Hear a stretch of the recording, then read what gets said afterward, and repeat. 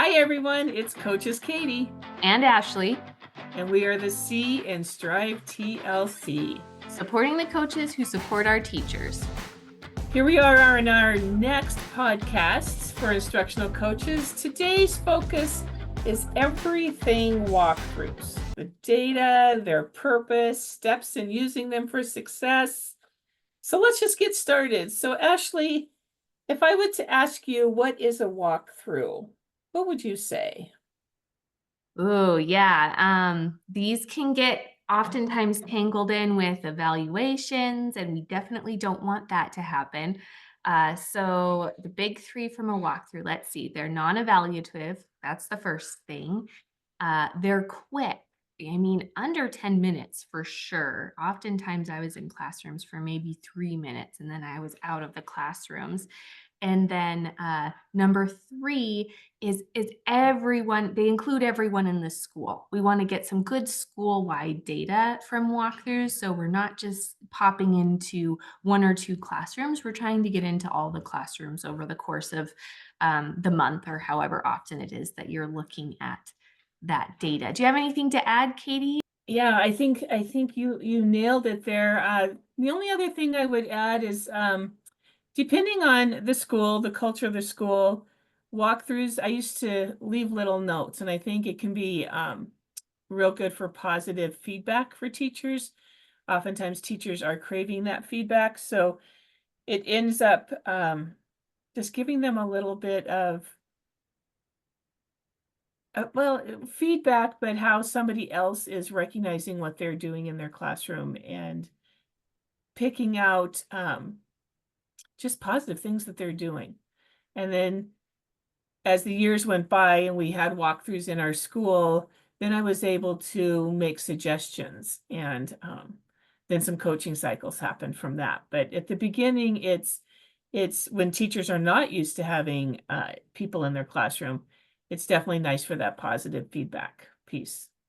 I remember when I was a teacher, walkthroughs were not a part of the culture at our school. And when people would come into my classroom, I would get like tunnel vision. I would be so nervous just because I wasn't used to it. So, if walkthroughs are something that you're trying to establish at your school, I think definitely starting with lots of positive notes and just letting the teachers know, like, hey, I'm here. I'm here to be present. I'm here to have the students see me. I'm here to have you see me and know I'm a support.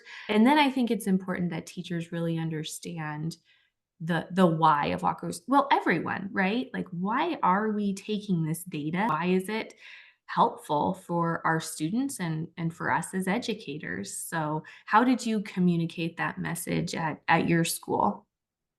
Yeah, that's a great question. Just backing up a little bit, I think one of the pieces that really helps teachers enjoy the walkthroughs and learn to appreciate the walkthroughs is having them build the walkthroughs. Mm. And I know when we first started, we didn't have walkthroughs in our school either. And so we would use our school leadership teams to come up with the walkthrough tool. And we had some support from consultants on how to start building it.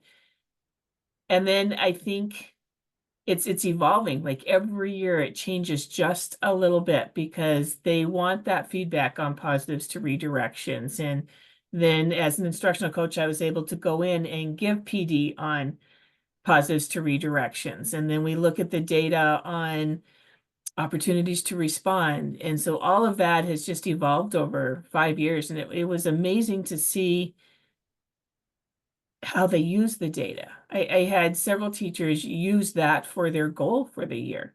Like, I want to increase my opportunities to respond. Can you come and support me with that? So it can be a wonderful, wonderful tool if it's done correctly, and teachers have a part in creating it. I think that is hugely valuable. Yes. Well, again, it helps them to understand the why. If they were part of creating the walkthrough tool, they know why somebody's in their room, and I think that that's helpful. It's supposed to feel really supportive. So, how did you set that up? Did you start with the leadership team and then move it to like a whole school PLC? How did you set up the communication of that and build teachers into that process so successfully? Yeah, well, we started with our instructional framework with all Mhm. the 5 schools that were in my district. And once we created that, then we looked at the pieces that from the walkthrough tool that needed to be on, or excuse me, from the framework that needed to be on the walkthrough tool. You like just give a really quick explanation of what an instructional framework is. Yeah, I would say it's the school's vision of what they want for instruction for their school from the moment those kids enter the classroom to the moment they leave the classroom, what happens in between. Um, yeah, it's I don't want to say the motto, but it's the belief of the school. This Okay. is what we believe in. This is what we want to happen in every classroom in our Mhm. school. And we had 5 different instructional frameworks, right? One for each of the different schools, just a little bit different, a little bit what that school was focusing on.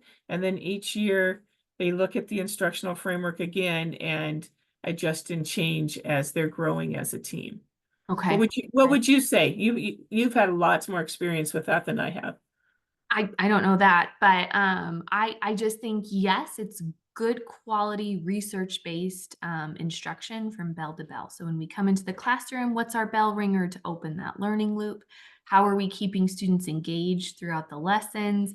And then how are we closing the lesson with some sort of an exit ticket? I think it's just a way of talking about high quality research with teachers, getting on the same page on, there's a student in this second grade classroom and a student in this second grade classroom, how is the instruction that those students are getting equal? How are we making sure that we are putting high quality instruction in front of our students?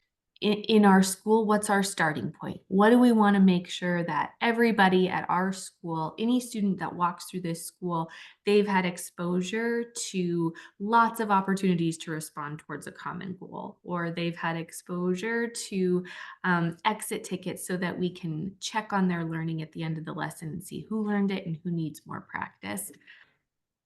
One school called it a bell ringer, another school called it a do now. I Yeah. mean, it doesn't really matter. It's that's the autonomy of the school using their own instructional framework. And what does a bell ringer look like in kindergarten?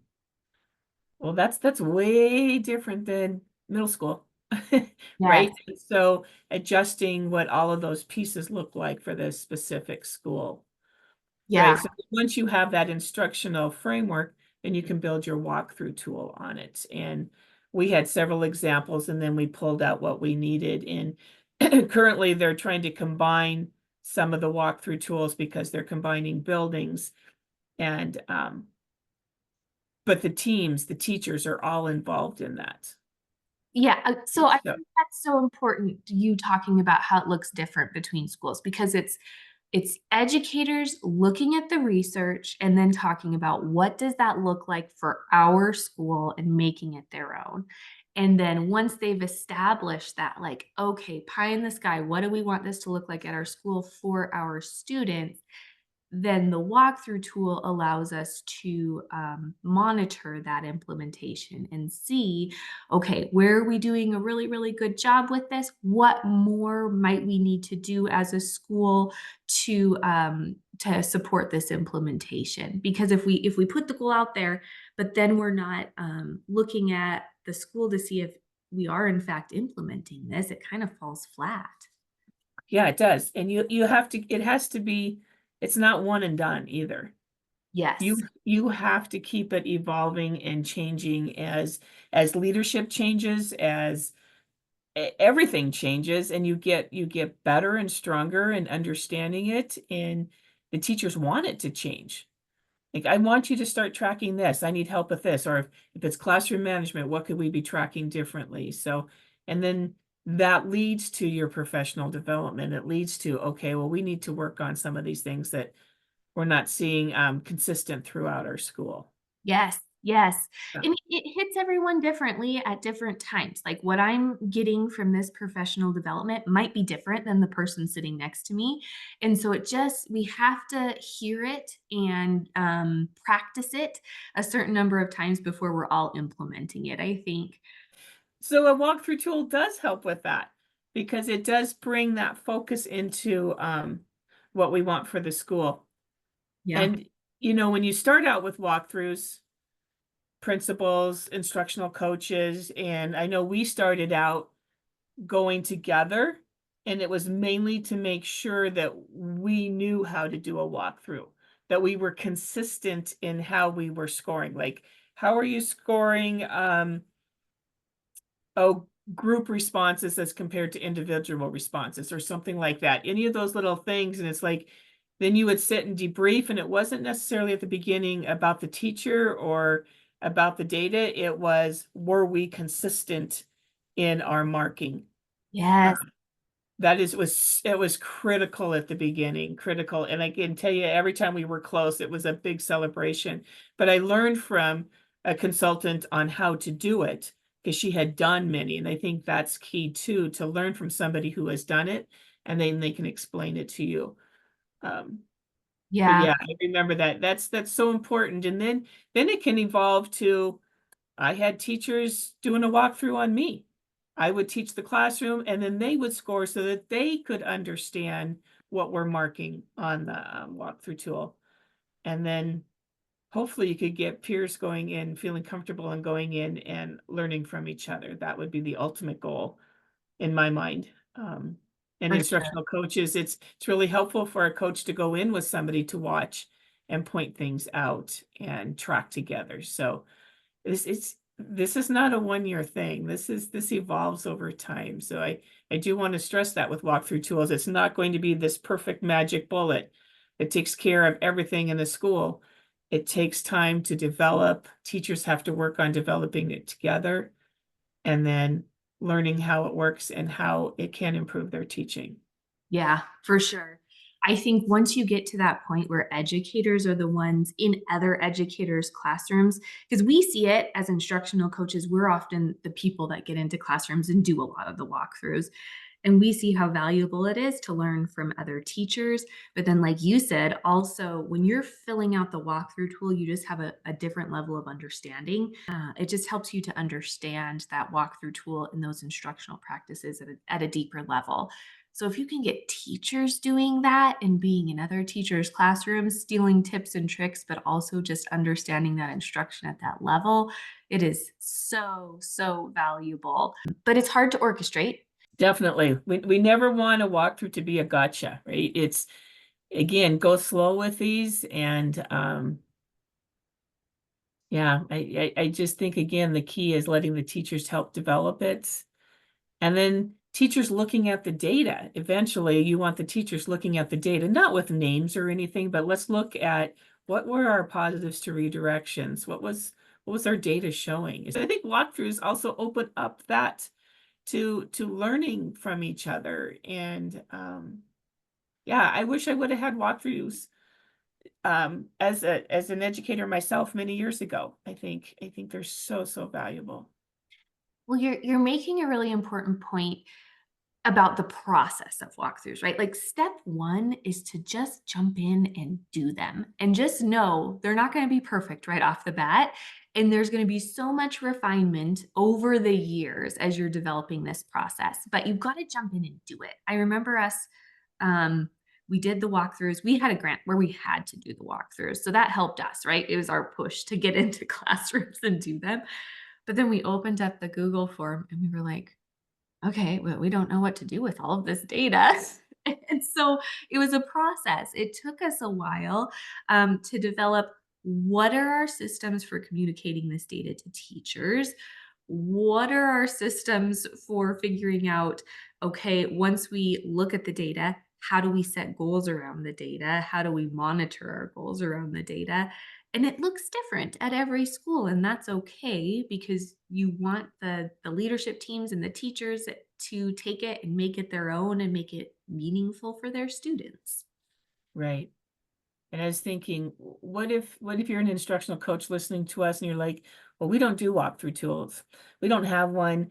How can I support my teachers?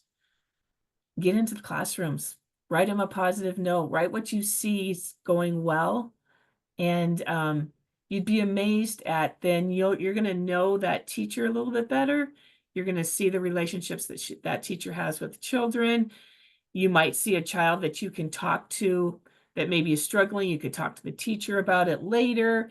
It can open coaching cycles. But always leave a positive. Give them a positive, and eventually then you'll be able to say, hey, when I was watching you, I thought maybe you could try this once that relationship is built. So if you don't have this whole system in place like we're talking about, start small and see if teachers want you in your classroom. Maybe go with somebody who would love your feedback. Walking around, you're saying hi to the students.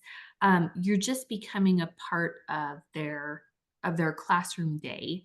And then after that, like you said, it kind of leads to those natural moments where teachers are like, "Oh, I'm glad you're in here. I've got this question about this." I think my biggest piece of advice for walkthroughs is just get out there and try them, and they're going to get better. They're going to evolve. They're going to make more sense as you go. Right. And give yourself time. Give yourself time and just be present, be visual, be out there. Let your teachers know you're there for them. You know, you're there to help them become the best educator they can become. So thanks for listening, everyone. Yeah, thanks for being with us today and for all the things you're doing to improve instruction for students and educators at your school.